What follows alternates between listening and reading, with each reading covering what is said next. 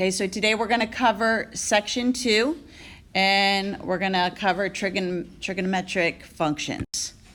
So this is just a screenshot from your textbook explaining what the trig functions are. So in here, instead of, if you recall from geometry, we did SOHCAHTOA. So for sine, it was opposite over hypotenuse. Cosine, it was adjacent over hypotenuse, and TOA was opposite over adjacent. Now, you can draw your triangle in there, and you can still do it that way, but what's going to happen is they're going to give you an ordered pair, and instead of, for example, doing sine as opposite over hypotenuse, they're going to represent sine as y over r, where y will come from your ordered pair, and the r is going to be the radius. So what you're going to do is you're going to take the x and the y from your ordered pair, and to get the r value, it's this formula up here, and we're going to do x squared plus y squared, and then square root it.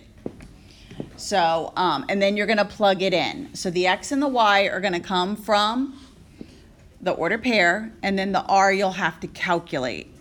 Now, we learned the three basic ones, sine, cosine, tangent, and then there's also the reciprocal ones. The cosecant, which is the reciprocal of sine. Notice how the y and the r are flipped. The reciprocal of cosine is secant, and the reciprocal of tangent is cotangent. Now, don't think that the two S words go together and are reciprocals. It's like the sine goes with cosecant and cosine goes with secant. However you want to remember it. So this is just the screenshot from the textbook. Let's see, slide.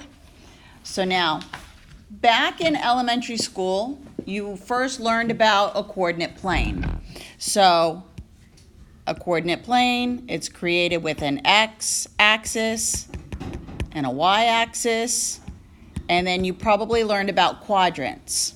And this would be quadrant 1, quadrant 2, quadrant 3, quadrant 4. This is going to be important to us.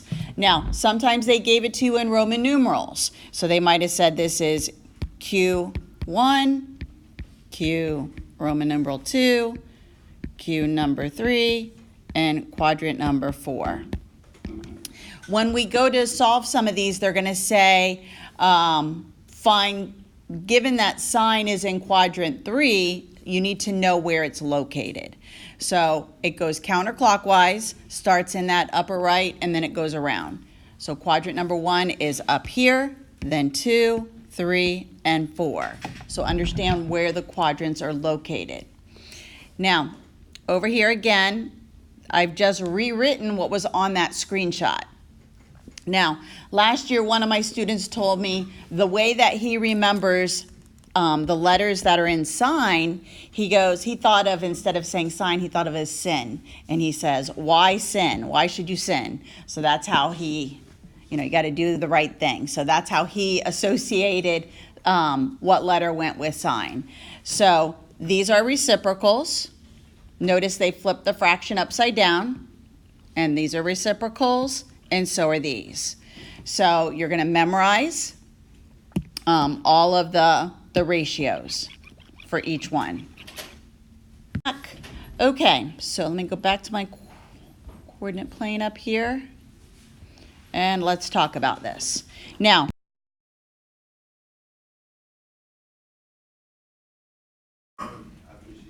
I'm sorry? Why'd you put the 1 there before?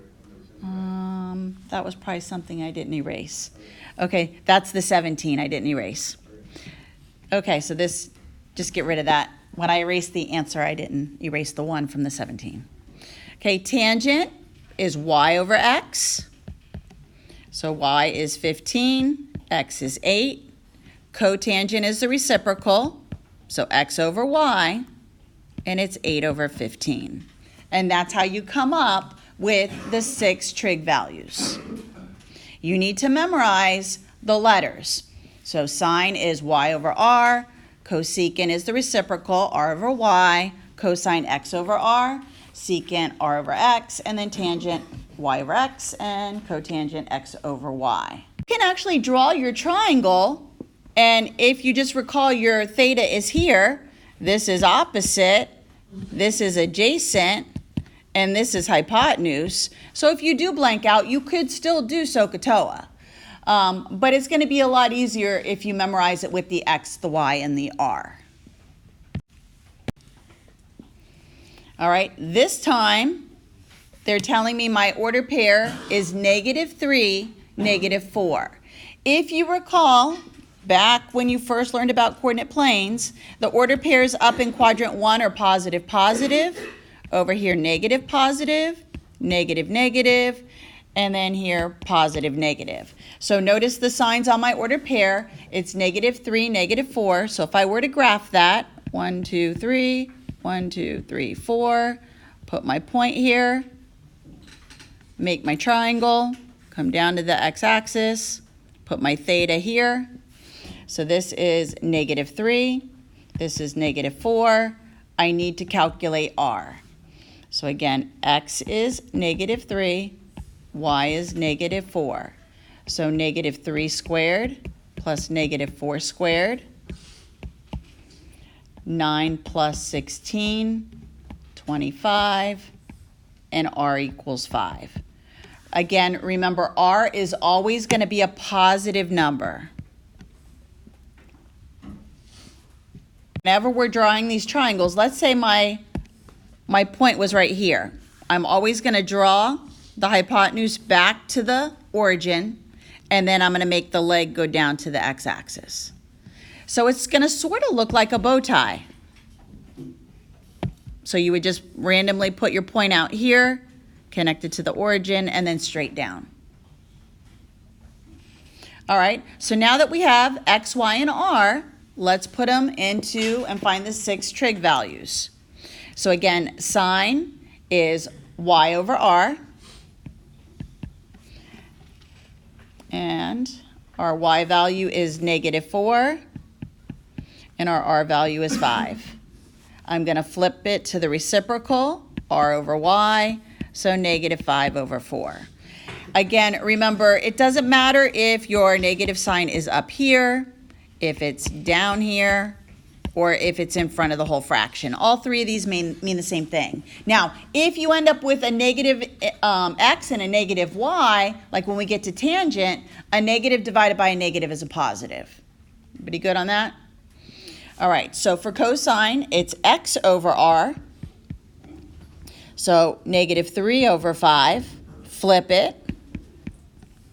Tangent is y over x. So here, my y was -4, my x is -3. Negative divided by a negative, I need to make that become positive. Same thing here, just flip it. Now that you have that, just flip it to the reciprocal. If you wanted to show what you put in, x over y, and then the negative divided by a negative is a positive. Here's my trick for helping you to determine that if your trig values have the right sign on them. So we're going to start in quadrant 1. This is going to be all, so this means all 6 trig functions are positive. Over here, so the saying is this: all students take calculus. So we're going to use the first letter of each word to determine which trig ratios are positive in that quadrant. So for the first quadrant, quadrant number 1, all 6 answers, if your order pair is located up there, will be positive. If your order pair is located in quadrant 2, the only answers that are going to be positive are going to be sine and its reciprocal. So these are the only 2 that will give you a positive fraction if your order pair is up there. Now, if your order pair is in quadrant 3, tangent and cotangent are going to be the only positive answers because it's got the T for take. And then the last one, the C for calculus, This is going to be cosine and secant. Those are going to be the positive ones. So in the problem I just did, notice my ordered pair was in quadrant 3. Which answers in quadrant 3 should be positive? Tangent and cotangent, right? Look at my fractions. The only ones that had positive answers were tangent and cotangent. Yes? You don't have to use this, but it's a quick reference to try to maybe eliminate choices really fast. Let's say it was a multiple choice test. Does that make sense? Yep. But you can just put them in there as fractions. But if you wanted to double check that maybe you forgot a sign or something, things you can do. Absolutely. Next page. All positive. So here it is again. So in quadrant number 1, all 6 trig functions are positive answers. In quadrant number 2, students, that's going to be the sine and its reciprocal, which is cosecant. These are going to be the only 2 positive ones. In quadrant number 3, the only one that's going to be positive are tangent and cotangent. In quadrant number 4, it'll be cosine and its reciprocal, secant. Now, this is going to come into play when we're working with the trig identities. And remember, whenever you square root a number, you get both a positive and a negative answer. This trick's going to tell you which one to throw away. Okay, so you're going to have to decide once you square root something and you get maybe positive and negative 5, which one do you keep? And it's going to depend on what quadrant your answer should be in. So this is where it's all going to come into play. All right, so everything else except for what's in this is negative. All the other fractions or ratios will be negative except for what's listed in each specific quadrant. All right, so now it says finding function values of quadrant angles. Now, the previous examples I did, the ordered pairs were inside a quadrant, like 3, 4. Now what's going to happen is the ordered pairs are going to be on the axis, and these are called quadrant angles. So we won't be able to draw a triangle, but we're going to pick any point that's on the angle. So for example, the 4 points we're going to use are going to be the first integer ordered pair that we come to. So this would be -1, 0. This would be 1, 0. And this would be 0, -1.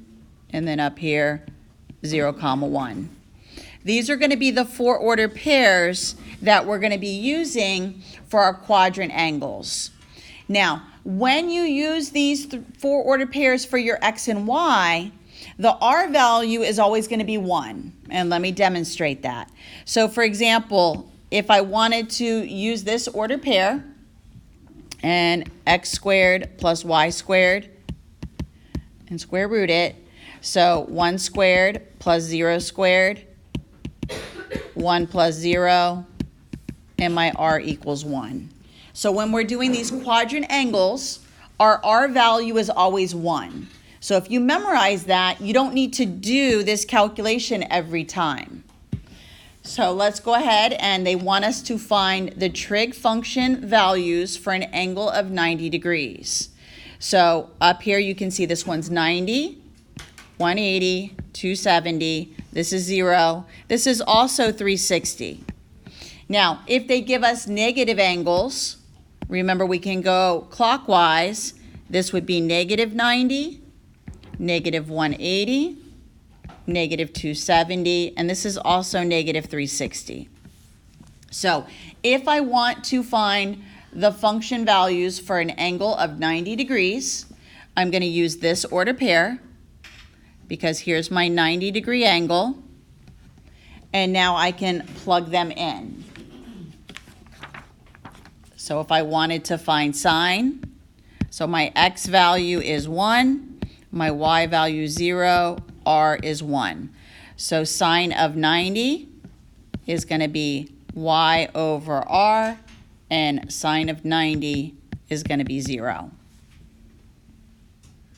If you pick an order pair, maybe that's further up. Let's say I picked the order pair up here, 0, 5. Then I've got to recalculate R. So if you use the first order pair, 1, 0, 0, 1, negative 1, 0, 0, negative 1, your R value is always going to be 1. You don't need to calculate it. So let's go through and finish these up. Let me do the 6 trig. Actually, because I wanted 90 degrees, so that's why I'm using this order pair, because that's my 90-degree angle. If it said 180, I'd come around and I would be using this order pair.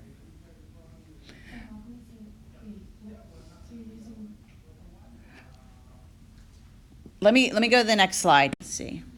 All right, here it is on the next slide. Yes?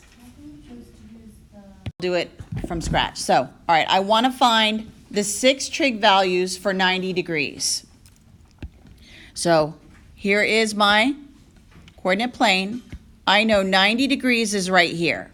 So if I start right here on my terminal, on my initial side, and then I go up to here, this is my 90-degree angle. I'm looking for an order pair that's on this terminal side. And the easiest order pair to choose would be the first integer you would come to, which is going to be 0, 1. With me so far? Okay, so now my x value is 0, my y value is 1.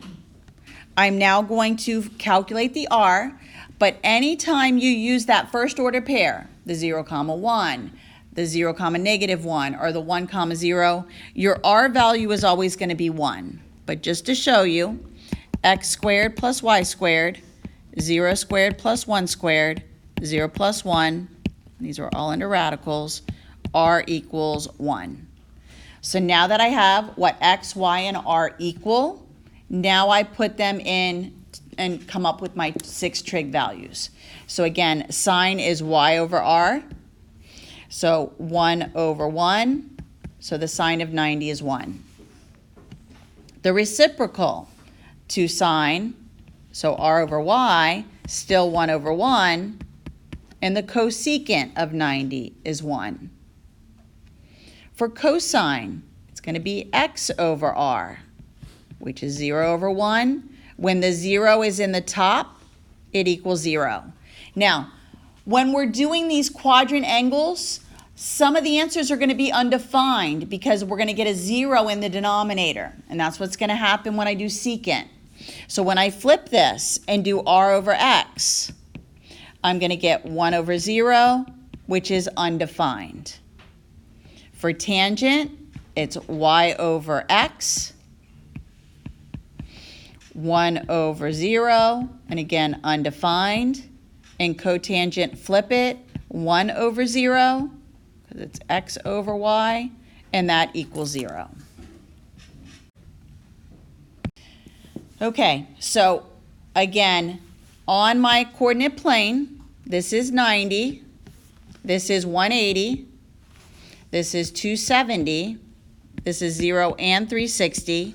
However, if I went clockwise, this one's also negative 90, so it wants negative 180. So I'm coming around here, and here's my angle.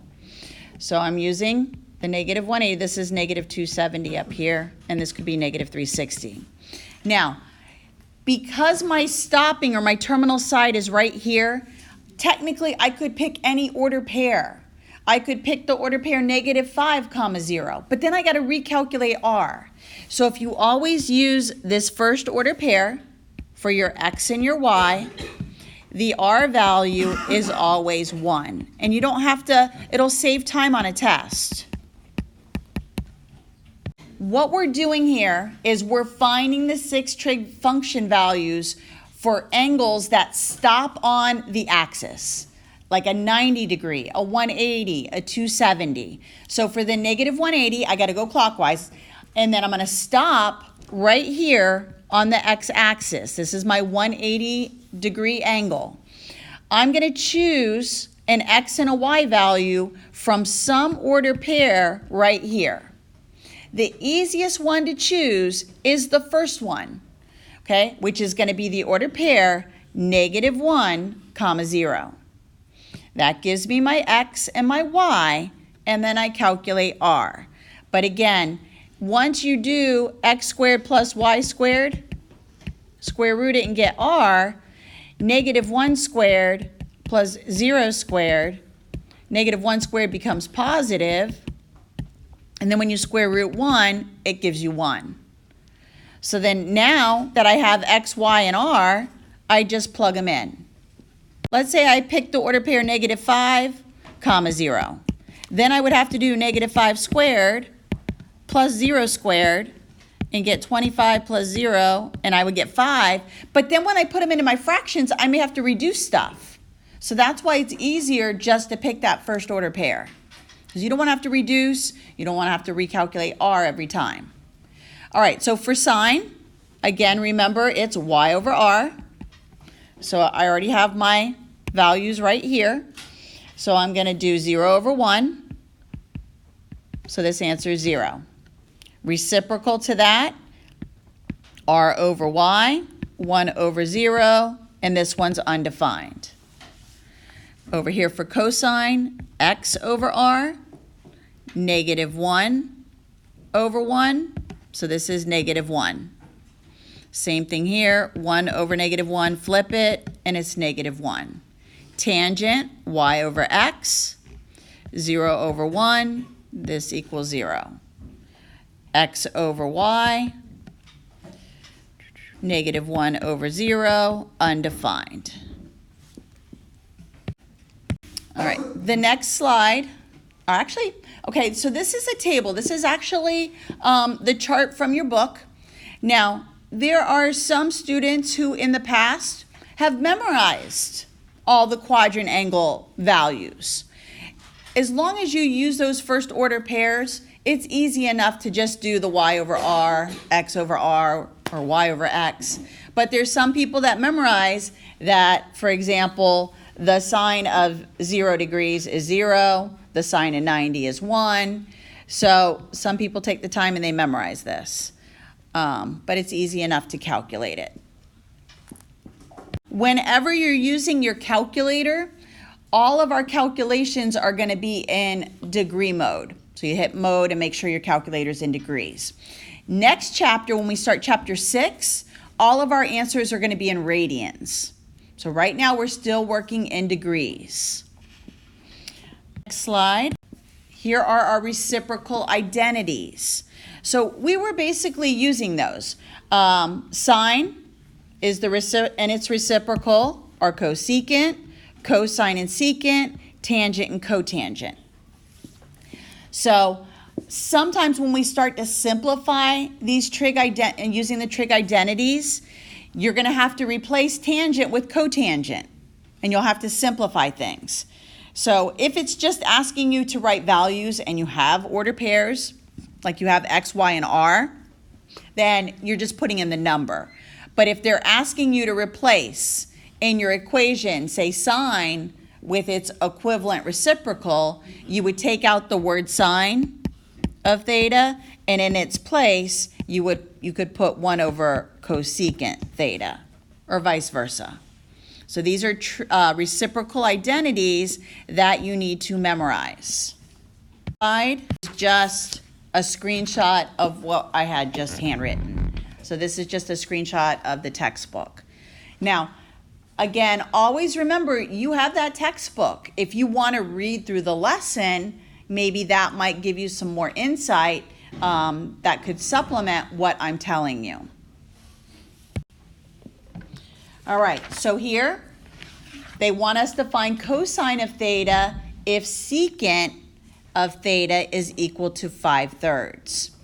Now, if you memorize, cosine and secant are reciprocals. So all you need to do, the value of cosine of theta is just 3 over 5. You flip it. It wants me to find, yes? If they get one that's not related. Again, if you've memorized from the reciprocal identities, or remember that the reciprocal of sine is cosecant, all we need to do, and this is a typo, just get rid of one of the sine of thetas. Again, I didn't erase. So reciprocal of cosecant is sine, so just flip the fraction upside down. It doesn't matter where you put that negative sign. Also remember you have to rationalize. Now, if you want, I'm going to show you two ways to do this. I could either just go ahead and multiply by square root 12 and then deal with breaking the 12 down. And then I could simplify this, make this 1 and 6. So then negative root 12 over 6. But I still need to break down the 12. So if I factor 12, I get 4 times 3. And then 2 times 2. I have a pair of 2's, so 2 square root 3. So this becomes negative 2 square root 3 over 6. And then I can still simplify again. Yep, and it's negative. Now, yes. Now, you could also take this and take care of the 12 first and change this into 2 radical 3. And then simplify the 2's. So now I have negative 1 over radical 3. And you can rationalize now. And you still get negative 3 over 3. So either way, I don't care which way you rationalize. All right. Next slide, here's another screenshot from your textbook. Again, this is just reinforcing that all students take calculus. So again, in quadrant 1, all of them are positive. Quadrant 2, only sine and cosecant. In quadrant 3, tangent and cotangent. And then quadrant 4, cosine and secant. So notice here, this is quadrant 1. They're all positive. This is quadrant 2. Notice the only ones that are positive are sine and cosecant. Quadrant 3, the only ones positive are tangent and cotangent. And quadrant 4 is just the cosine and its reciprocal secant. So again, all students take calculus, just to reinforce that. Okay, so here again, they're all positive, only the sine and its reciprocal in quadrant 2. So 1, all of them, only sine and its reciprocal, tangent and its reciprocal, and cosine and its reciprocal. Now, just to review, back to geometry. For sine and cosine, the values that we're going to get as ratios are always going to be fractions. Because if you think about it, let's draw a right triangle here. And let's say I wanted to find sine of this angle theta. And remember, this could be opposite, adjacent, and hypotenuse. Remember, the hypotenuse is always the biggest side, right? So sine was always opposite over hypotenuse. Notice this is always going to be a smaller number, and the hypotenuse is going to be a bigger number. So for example, if I add numbers to this, let's say it's a 3, 4, 5. Notice that if I did sine of this angle, it would be 3 over 5. See how it's a fraction? Same thing for cosine, because it's going to be adjacent over hypotenuse. So for sine and cosine, the bottom number in the fraction is always going to be the biggest.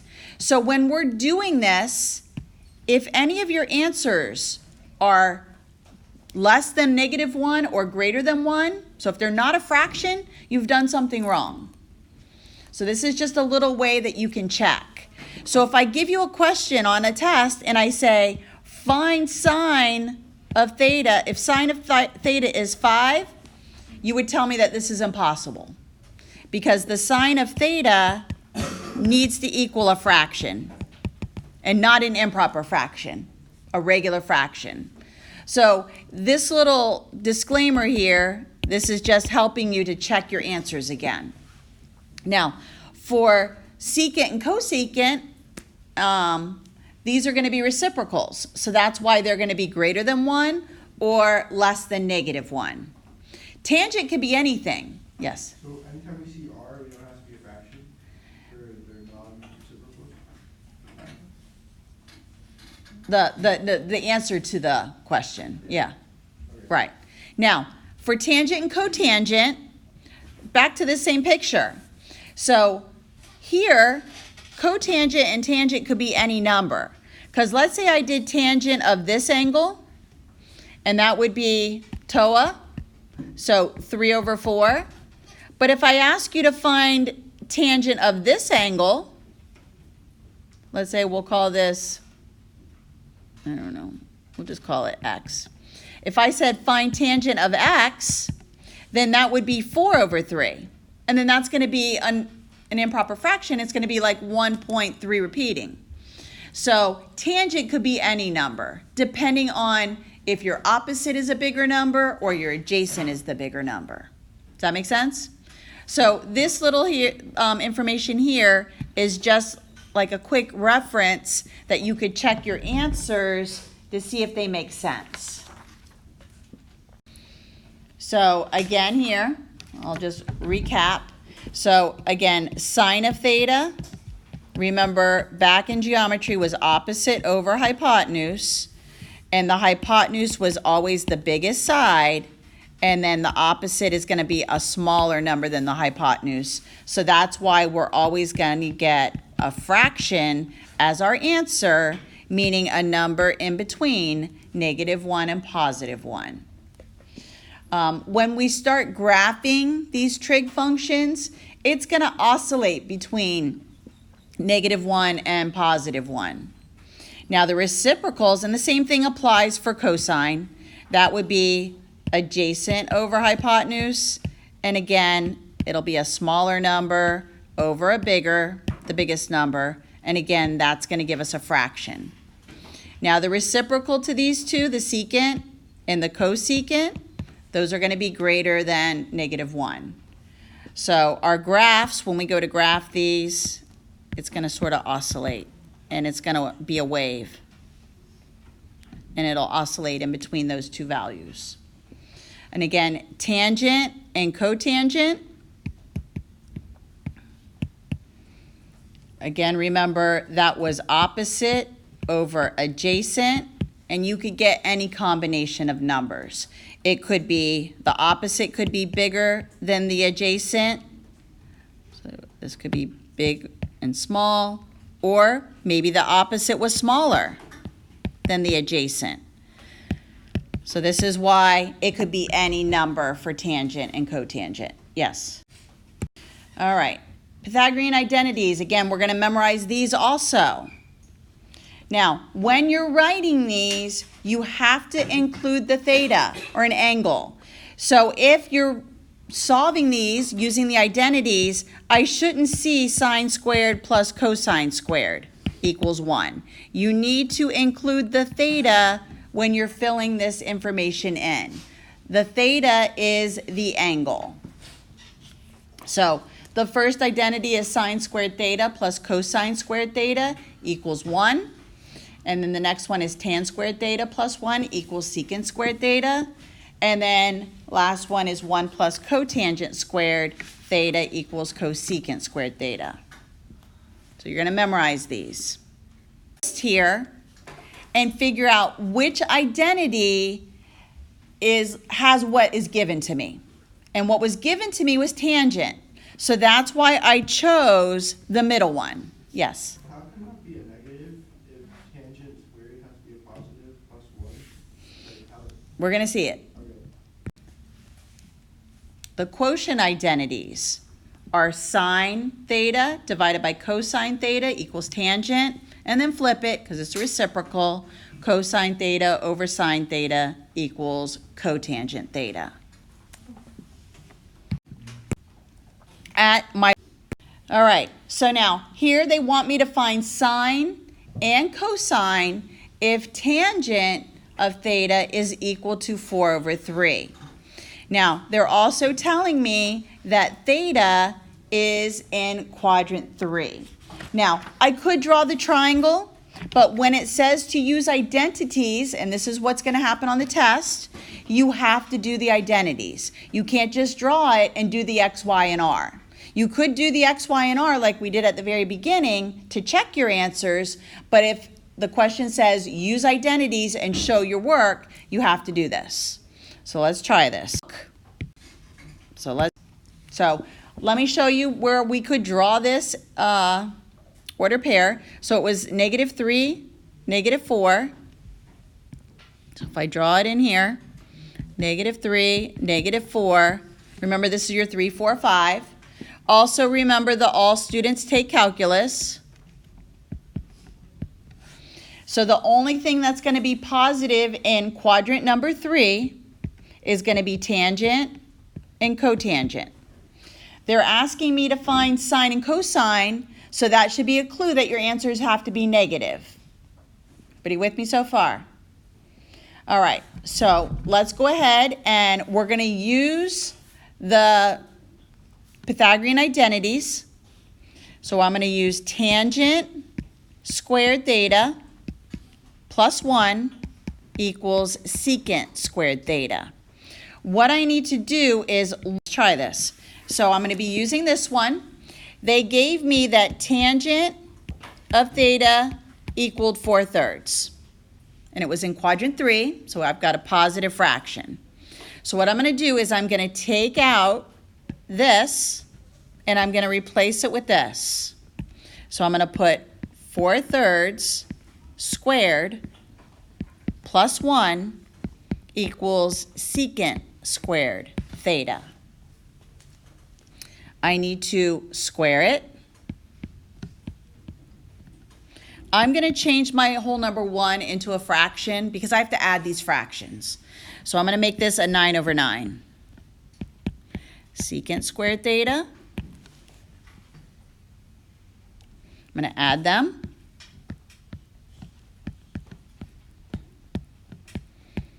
And now I don't want just secant squared, I want secant, so I'm going to square root both sides.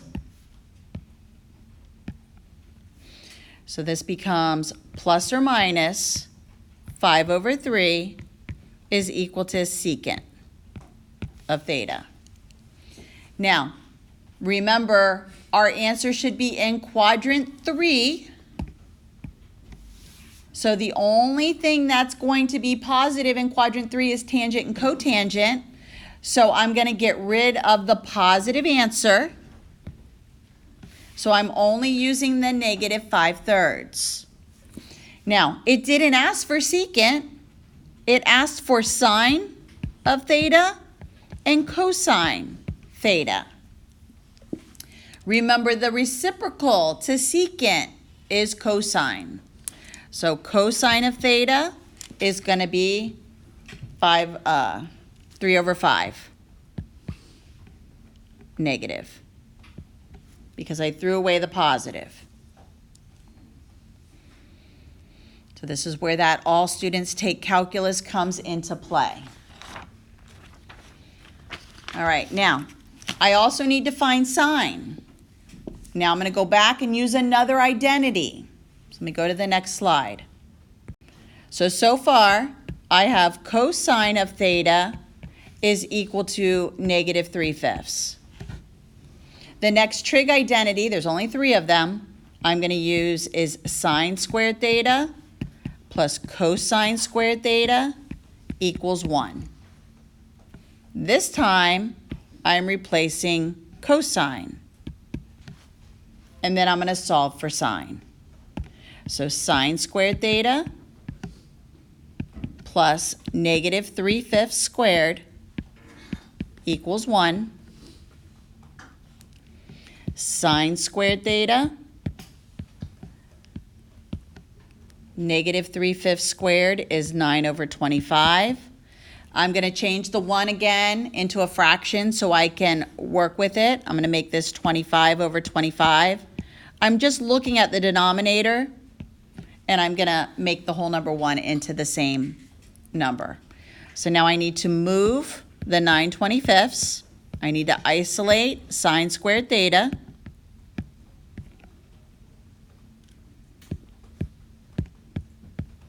Subtract.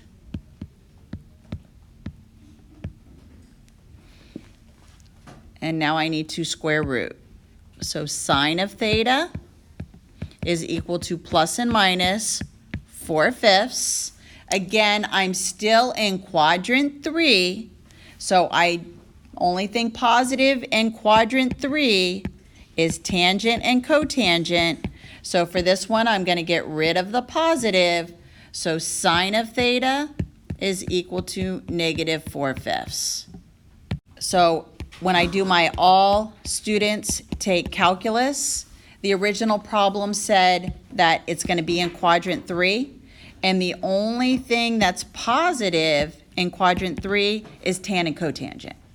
So that's how I know to throw away the one that was positive for this, because it was sine. For the quotient identities, this was just tangent is equal to sine, tangent theta, sine over cosine, and vice versa. This problem had a square in it, so that's why I can't use the quotient identities. So this is where you got to look at your identities and decide which ones to use. So if it's got a square, you're going to use one of the Pythagorean identities. If it doesn't have a square, if it's just a sine theta or a cosine theta, then you could use a quotient identity. So we're going to basically use them for substitution and plug them in. Try another example. Okay, this time we're in quadrant 4. So again, let's do our all students take calculus. So in quadrant number 4, we know the only things that are positive are cosine and secant. So notice my cotangent that was given to me is negative. So now what I need to do is go back to one of those 3 Pythagorean identities and figure out which one to use. So I'm going to be looking for the one that's got cotangent in it, which is this one. 1 plus cotangent squared x is equal, actually theta. Now sometimes they'll use the angle measure as an x, but a lot of times it'll be a theta. So 1 plus cotangent squared theta equals cosecant squared theta. So this is going to work perfectly because I have cotangent and I'm asked to find cosecant. So I don't need to use more than one trig identity. So I'm going to replace cotangent squared with the 1/2. I'm going to square it. I get 1/4. I now need to add these, so I could actually change my whole number 1 into 4/4. So this becomes 5/4. And now I need to square root both sides. Remember, whenever you have a fraction, you can always root them separately.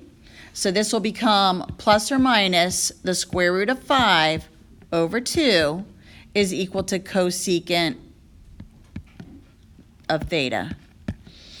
Now, here we have to decide, we're in quadrant 4, the only thing that should be positive is cosine and secant, so I'm going to get rid of the positive because this answer needs to be negative. So get rid of that. So my answer here is cosecant of theta is equal to negative square root 5/2. Okay, so here it says find the value of the 6 trig functions with an angle in standard position running through the point -4, 0. So this is going to take us back to what we did at the very beginning. Now, again, a 180-degree angle is this. Now, notice the ordered pair -4, 0 is out here somewhere. It's still on that angle. Again, remember, it's easier to use the first one, and that's the one I'm going to use. You could use -4, and I'll do it both ways for you, just so you can see it. So if you'd rather use the given, my x is -4, my y is 0, The r I need to calculate if I use this.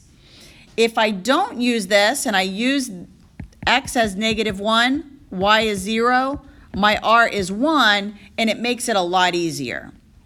However, x squared plus y squared equals r. So -4 squared plus 0 squared, 16. So my r is 4.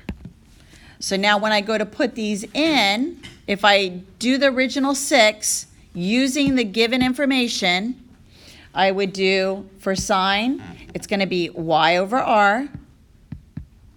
So my y is 0 over 4, and that's 0. For cosecant, r over y, 4 over 0, undefined.